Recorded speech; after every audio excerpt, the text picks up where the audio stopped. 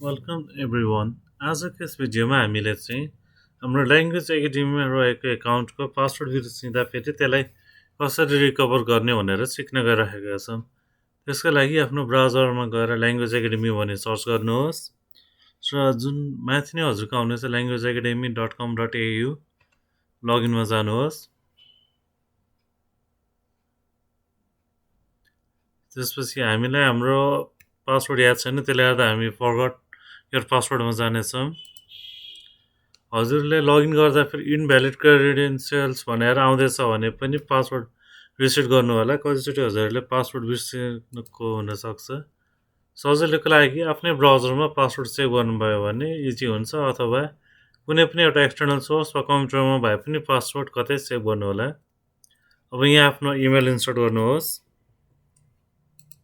Email जुन हजुरले language एकाडेमीमा enrol गर्दा युज गर्नुभएको थियो।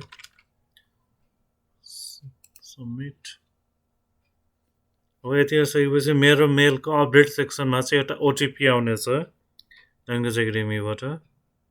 जस्तो कि हजुरले यहाँ मेरो मेल बक्समा हेर्न सक्नुहुनेछ। इनबक्समा ल्याङ्ग्वेज एकाडेमीबाट मलाई ओटिपी आएको छ पासवर्ड रिसेट गर्नको लागि। सो म यो ओटिपीलाई कपी पेस्ट पनि गर्न सक्छु, अथवा तलको यो रिसेट दि पासवर्ड भन्ने लिङ्क पनि युज गर्न सक्नेछु। म चाहिँ ओटिपी कपी पेस्ट गर्दैछु आफ्नो ब्राउजरमा। अब यहाँ ओटिपी कपी पेस्ट गर्नुहोस्। अब नयाँ पासवर्ड बनाउनुहोस् जुन हजुरलाई याद हुनेछ।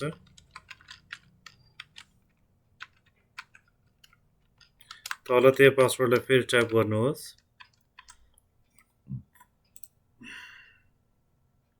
यति गरिसकेपछि हजुरको पासवर्ड चेन्ज भयो। अब एकचोटि लगइन गरौँ है त नयाँ पासवर्डबाट। इमेल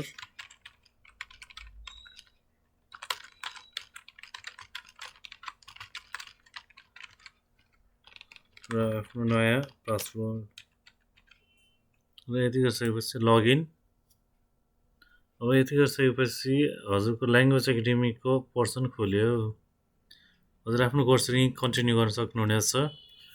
साथ मेरो युट्युब च्यानलमा अब मैले म्याथमेटिक्सको ग्रेड 12को म्याथ्सको बेग्लै बेग्लै टपिकहरू, अलमोस्ट सबै टपिकहरू त छैन, तर सम टपिक्सहरू मैले मेरो युट्युब च्यानलमा पनि राखेको छु।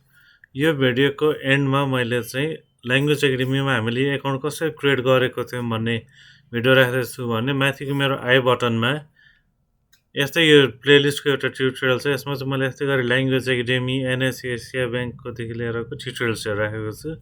तिनीहरू पनि हजुरले चेकआउट गर्न सक्नुहुनेछ। Thank you.